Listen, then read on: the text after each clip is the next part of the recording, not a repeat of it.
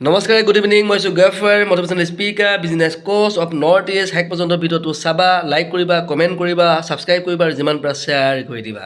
ঠিক আছে।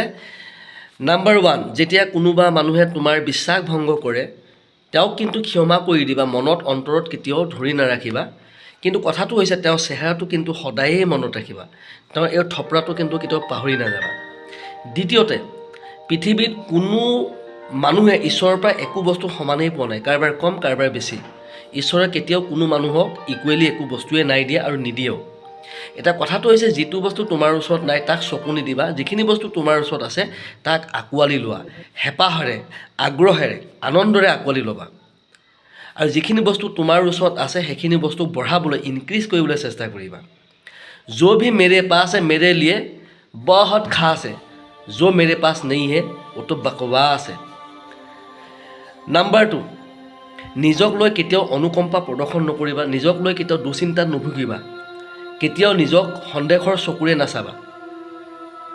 কিয়নো তুমি যেতিয়া কিবা এটা কাম কৰিব নোৱাৰোঁ বুলি যেতিয়া ঘূৰি আহিবা, উভতি যাবা, পিছ হুহুকি যাবা, ইয়াত তোমাৰ ক্ষতি হোৱাৰ বাহিৰে আন একোৱেই নহয়। ইয়াত ক্ষতি কেৱল তোমাৰহে হ'ব, আনৰ কিন্তু একো লোকচান নহয়।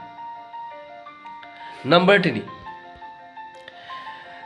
3, নিজৰ মাজত বিশ্বাসৰ ভাৱ জগাই তুলিবলৈ চেষ্টা কৰা, নিজৰ মাজত কৰ্মপ্ৰেৰণা জগাই তোলা।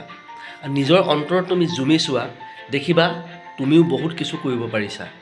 কিয়নো তোমাৰ মাজত বহুতখিনি এবিলিটি আছে, কাবিলিয়ত আছে, কোৱালিটি আছে, স্কিলছ আছে।